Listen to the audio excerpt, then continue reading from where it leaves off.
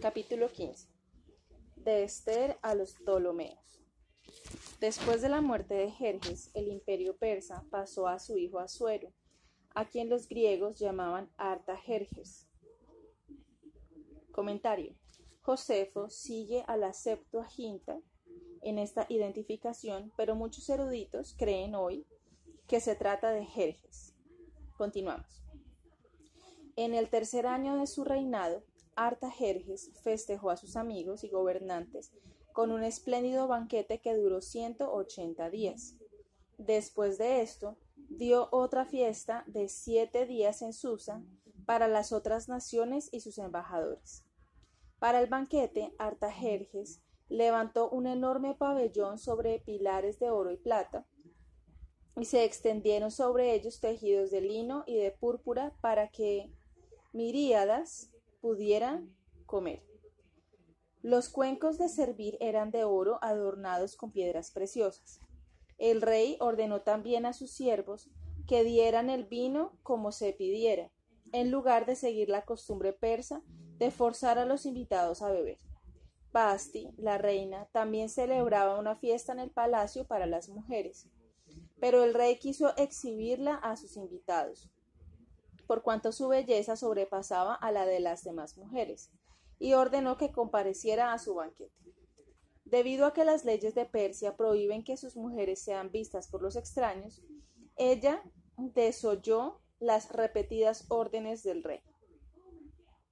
Artajerjes se enfureció tanto que interrumpió el banquete y llamó a los 7 persas que interpretan sus leyes. Acusando a la reina de desobediencia, preguntó cómo debía ser castigada. Uno de ellos dijo que su insulto afectaba a todos los persas, porque las mujeres dejarán de respetar a sus maridos cuando oigan de la arrogancia de la reina frente a ti, que tienes poder sobre todos. El rey decidió repudiar a Basti, aunque estaba profundamente enamorado de ella, y tomar en su lugar a otra mujer. La historia de Ester.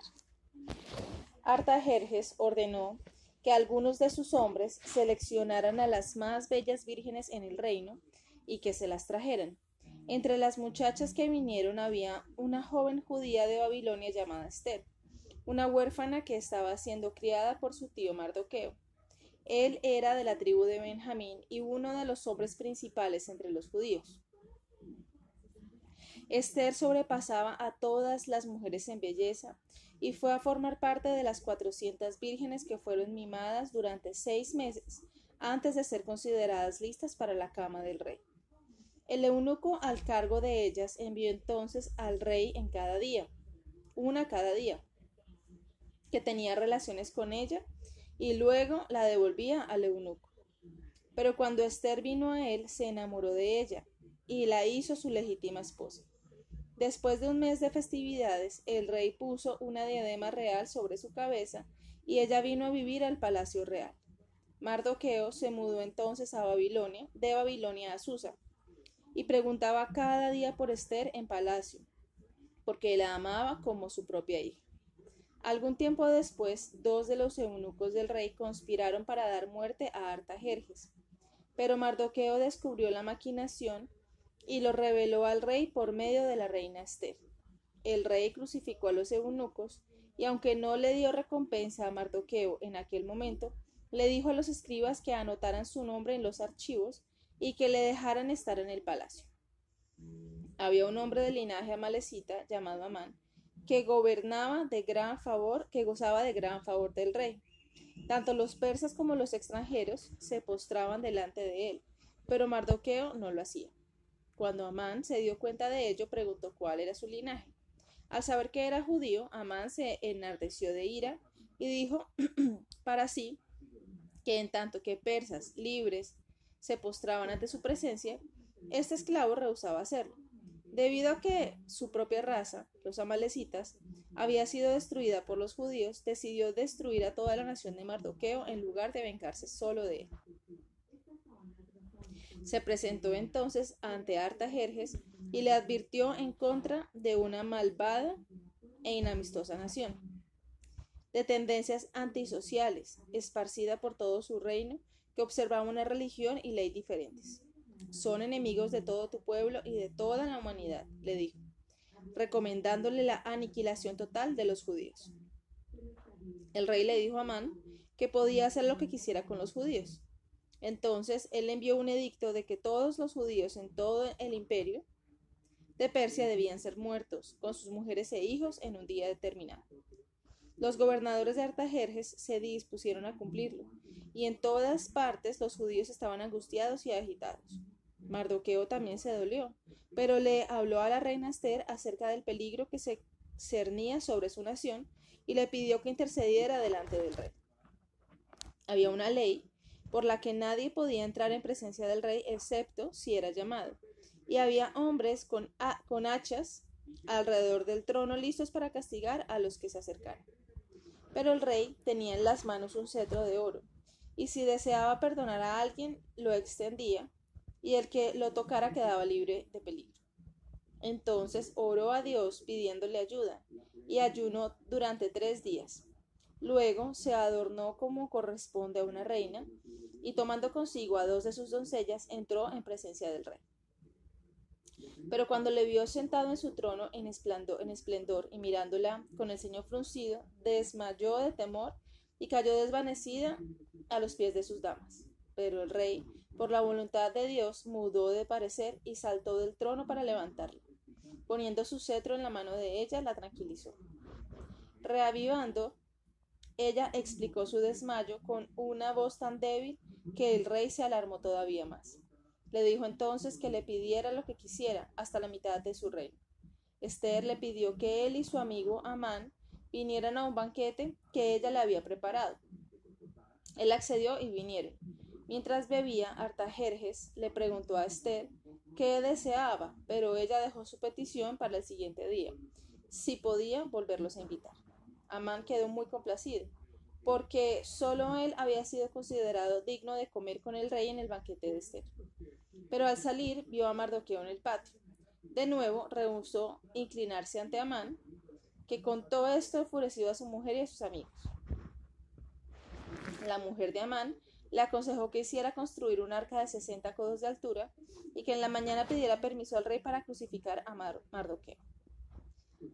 Amán ordenó a sus siervos que prepararan la horca en su propio patio. Aquella noche Dios no dejó dormir al rey, por cuanto quería emplear su tiempo de manera provechosa.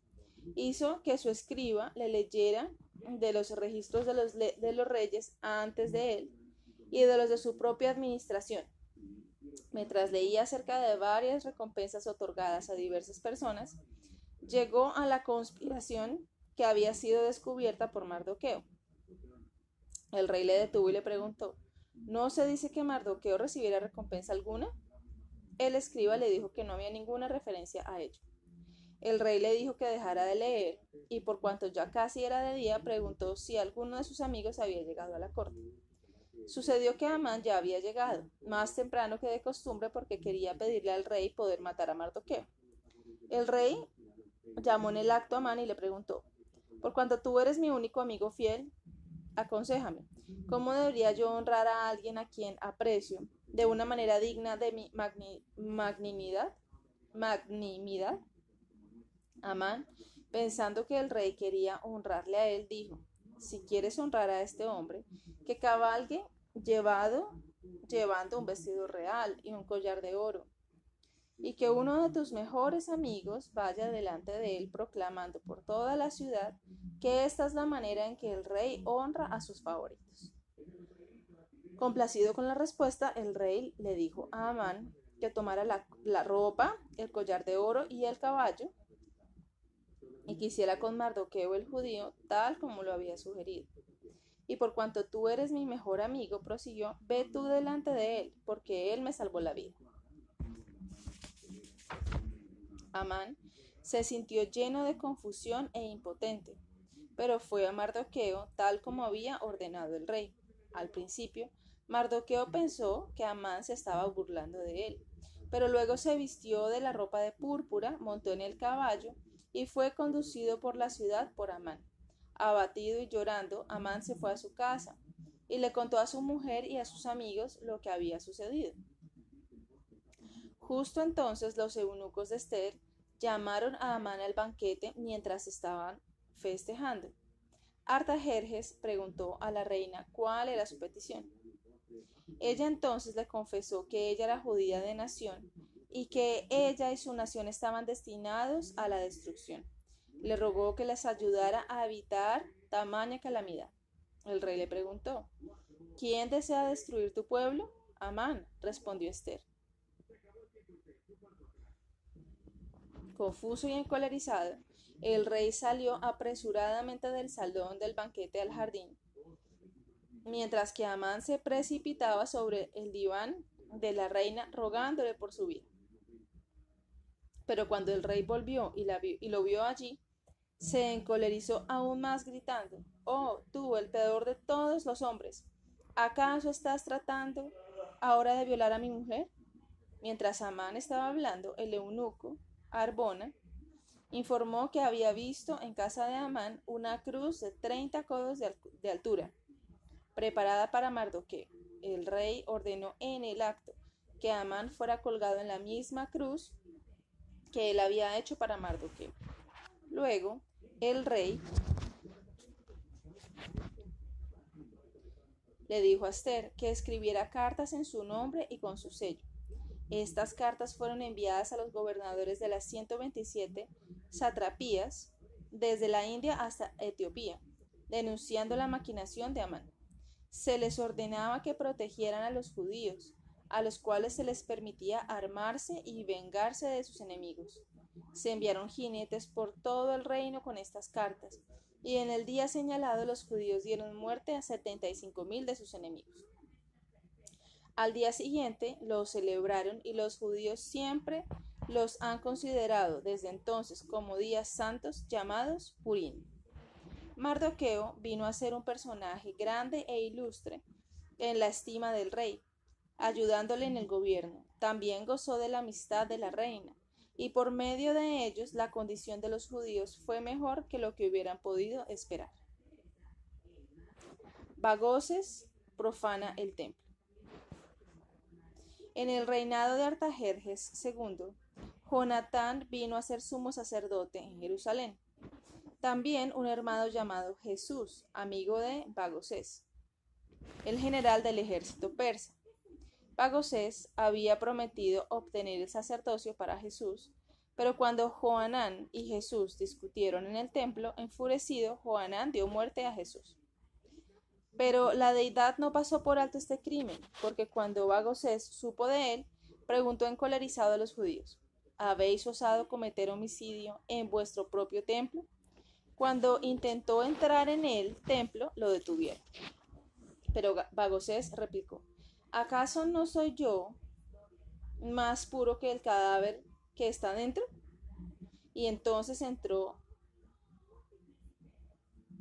del templo, profanando el santuario.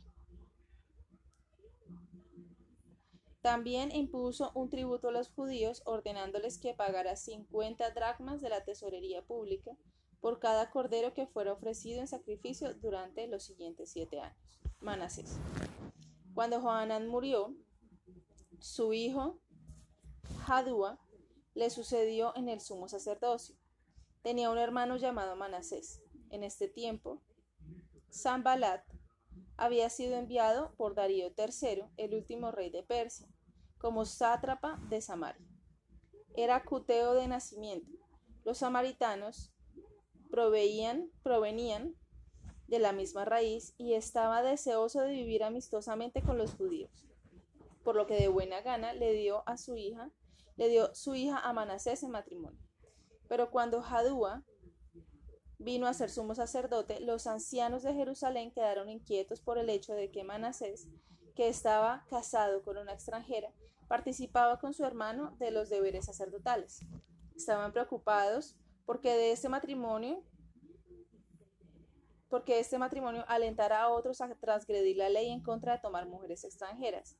Entonces ordenaron a Manasés que o bien se divorciara de su mujer o bien que no se acercara al altar. El mismo sumo sacerdote se unió en la ira del pueblo contra su hermano y le impidió el acceso al altar. Manasés fue a su suegro Sanbalat y le dijo que aunque amaba a su hija, se vería obligado a dejarla. Pero Sanbalat le dijo que podría retener a su mujer y no solo ser sacerdote, sino gobernador y sumo sacerdote. Porque con el consentimiento de Darío, Sanbalat edificó otro templo en el monte Gerizim, el monte más alto cerca de Samaria. Entusiasmado, Manasés se quedó en Sanbalat.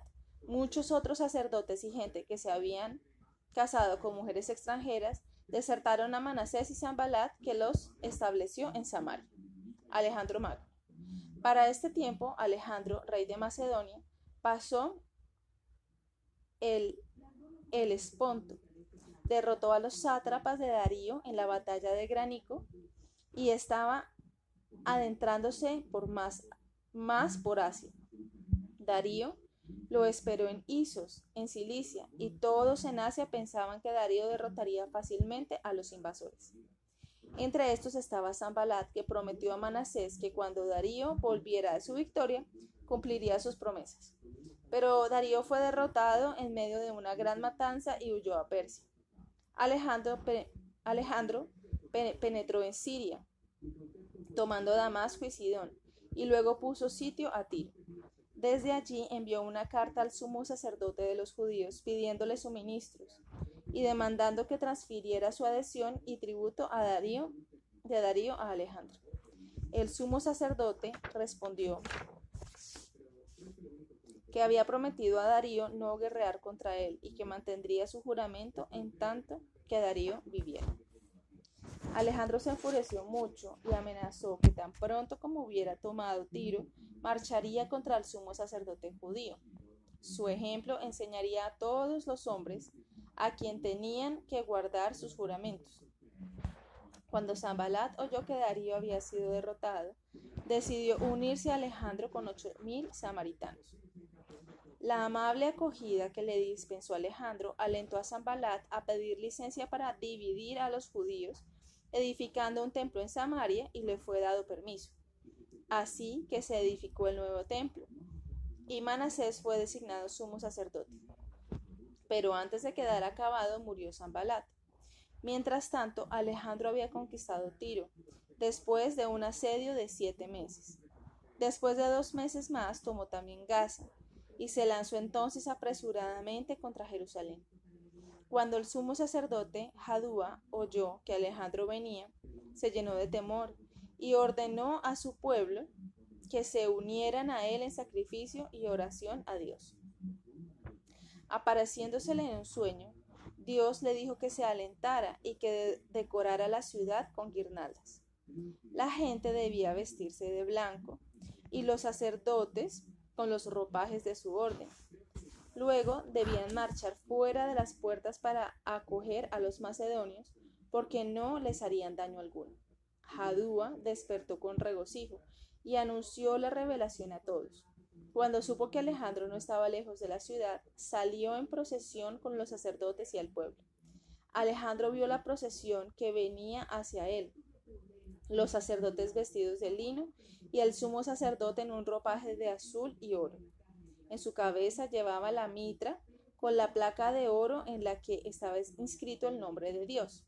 Acercándose a solas, Alejandro se postró ante el nombre y saludó al sumo sacerdote, mientras los judíos daban la bienvenida a Alejandro con una voz y lo rodeaban. Sus generales le preguntaron si es que se había vuelto loco de repente.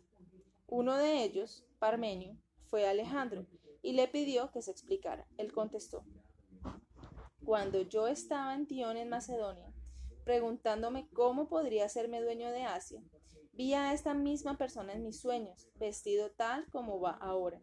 Me apremió a que no me retrasara, sino que pasara confiado y lograra el dominio sobre los persas.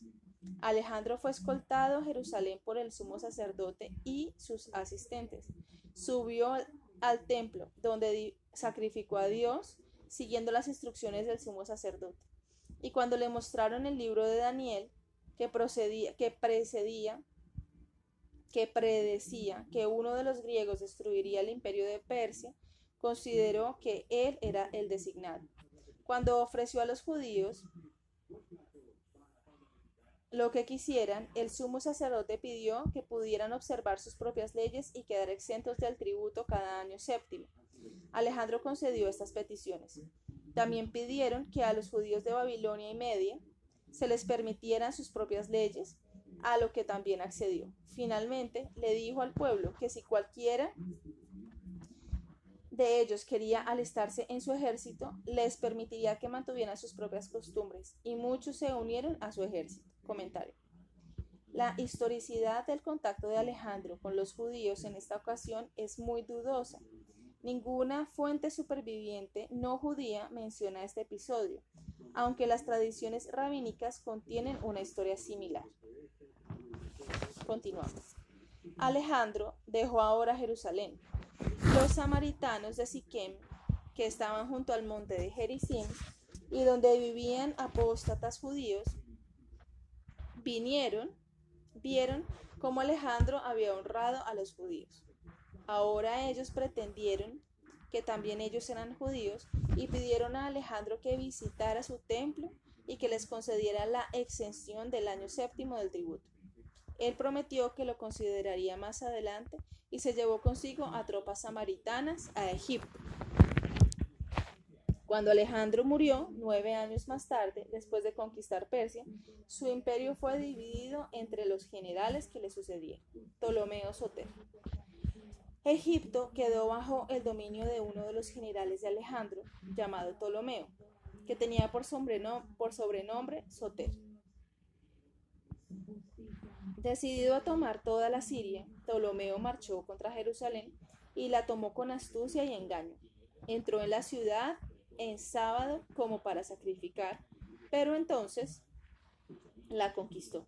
Los judíos no le resistieron, al no sospechar de sus intenciones hostiles, y gozando de su día de holganza y reposo.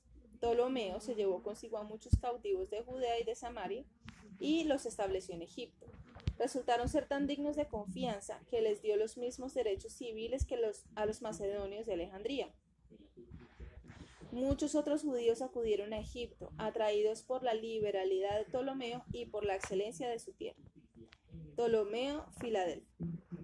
Después que Ptolomeo Soter hubo reinado 40 años, Filadelfo reinó en Egipto por los siguientes 39.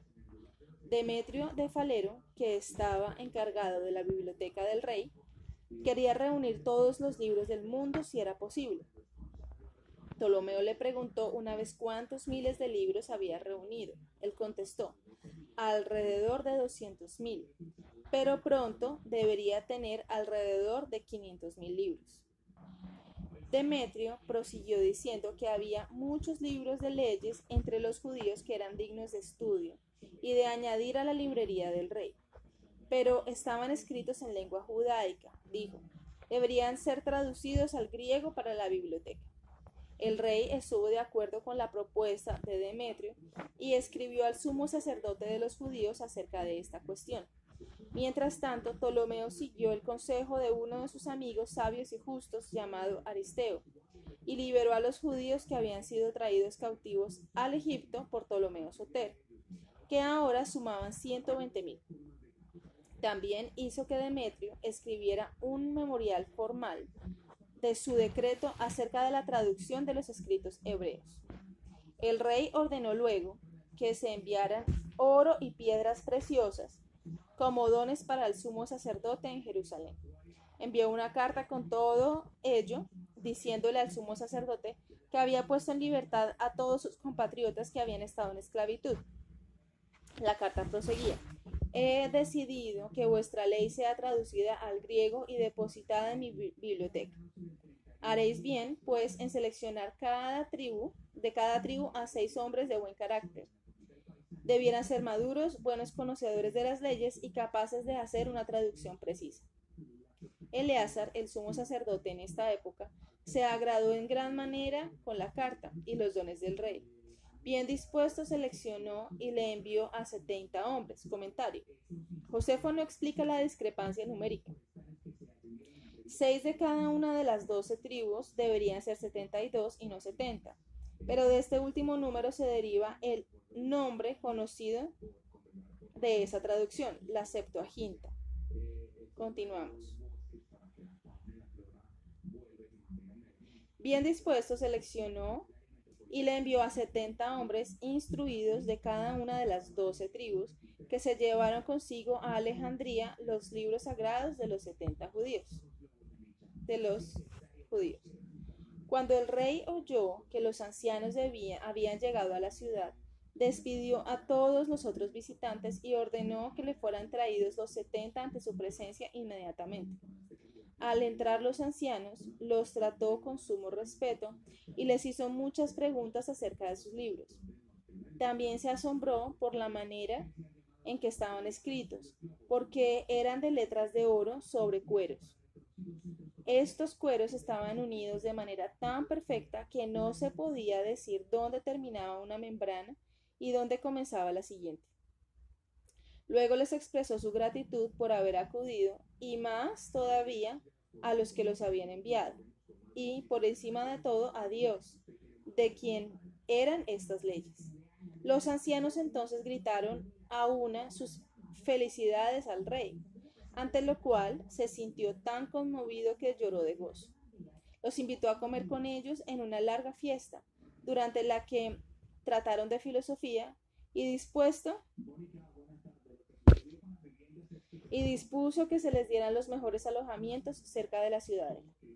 Los ancianos trabajaron en su traducción en una casa de Demetrio, en una casa que Demetrio le había preparado.